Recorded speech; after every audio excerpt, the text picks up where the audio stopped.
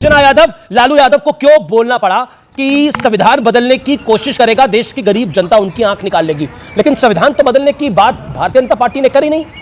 प्रधानमंत्री ने तो उल्टा बोला कि संविधान है और हमेशा रहेगा, चाहे बाबा साहब भी उतर के अब नीचे आ जाए, संविधान नहीं बदला जा सकता। क्या आपको लगता नहीं है कि आप डर दिखाकर अपना गेम बनाना चाहते हैं, पॉलिटिकल गेम बनाना चाहते हैं? यह आरोप है।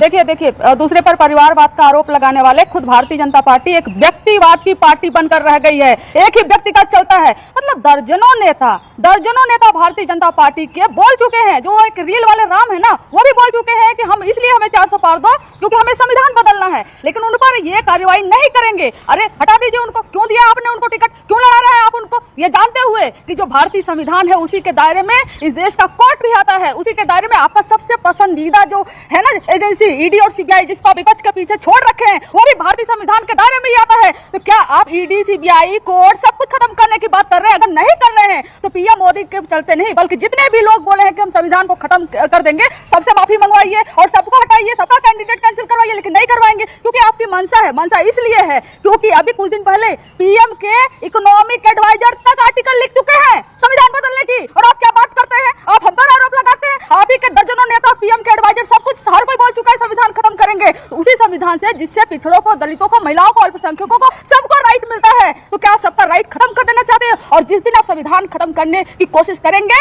जनता सड़क पर उतर आएगी। वही बात लालू जी ने कहा था, ये बात आप कान खोलकर सुन लीजिए। अगर ऐसा नहीं है तो उनको बंद करिए और बोलिए सबको माफी मांगे, आपका कोई अधिकार नहीं। अरे इनको तो यह भी नहीं मालूम होगा कि संविधान में बनाने में कितने दिन लगे थे और संविधान सभा की कितनी बैठकें हुई थी, और इनका एक लेकिन देखिए मैं कंचना यादव, आप राष्ट्रीय जनता दल की नुमाइंदगी है, आप करती हैं। 2014 में क्या कहा गया कि नरेंद्र मोदी आएगा तो संविधान बदल देगा, मुसलमानों का रहना दूभर हो जाएगा, ये कहा गया, कुछ हुआ? कुछ नहीं हुआ। 2019 में कहा गया, 2019 के अंदर कंचना यादव जी 2019 में कहा गया ये देश का आखिरी चुनाव है।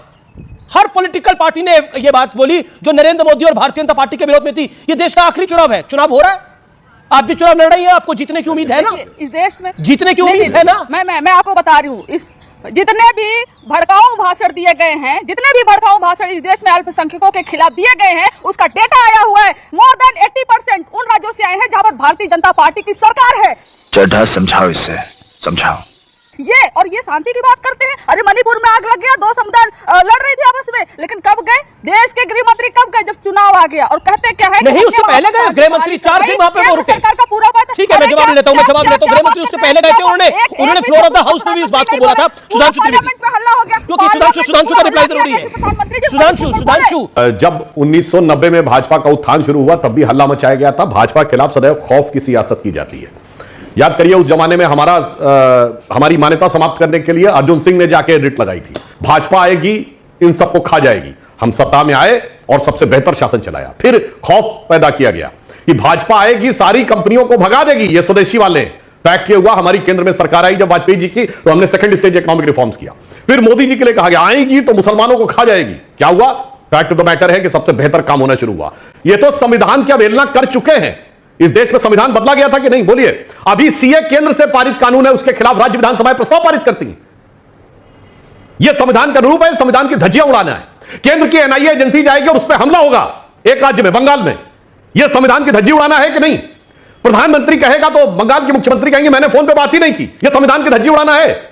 यह बताइए। आम आदमी पार्टी के नेता जेल से सरकार चलाएंगे और कहेंगे संविधान इनके आने पर बचा रहेगा। और मैं कहना चाहता हूं, इस देश में एक बार संविधान समाप्त किया गया था, वो जो कर चुके हैं वो बताएं ना। सारे मानवाधिकार समाप्त कर दिए गए थे, आपको उठा के जेल में रखा जा सकता था, जेल में आप हमेशा के लिए रहेंगे, कोर्ट में आप जा नहीं सकते, और पुलिस को आपको कोर्ट में प्रोड्यूस ही नहीं करना है।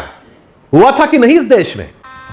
गजब बेइज्जती है जिसे कहें, जो आरजेडी ने फैलाया कि आप लोग आरक्षण को समाप्त करना चाहते हैं, जो मोहन भागवत जी के शब्दों से उन्होंने निकाला, उसके बूते पर आपको एक चुनाव हरा चुकी है, इसलिए लगता है उनको कि यह सिक्का चल जाएगा। बाबा साहब अंबेडकर ने जब संविधान बनाया तो उन्होंने कहा संविधान की उद्देशिका यानी प्रस्तावना, प्रियम्बल ऑफ द कॉन्स्टिट्यूशन संविधान की आत्मा है, इसे कभी नहीं बदला जा सकता। और संविधान की आत्मा बदली गई 42वें संविधान संशोधन में 1976 में सेकुलर सोशलिस्ट वर्ड डालकर। और आपको ना पता हो तो मैं बता दूं, सेकुलर वर्ड पे बहस हुई, इसको इनिशिएट करने वाले थे एच एन मुखर्जी, उस पर डिस्कशन करने वाले थे लोकनाथ मिश्रा और पंडित जवाहरलाल नेहरू। और बाबा साहब अंबेडकर ने कहा कि जो देश में माइनॉरिटी शब्द होगा तो सेकुलर नहीं हो सकता, सेकुलर होगा तो माइनॉरिटी नहीं हो सकता। मगर पंडित नेहरू का बहुत आग्रह है कि माइनॉरिटी होना चाहिए, इसलिए सेकुलर नहीं होगा। यह बाबा साहब अंबेडकर की फाइटिंग है, इसलिए।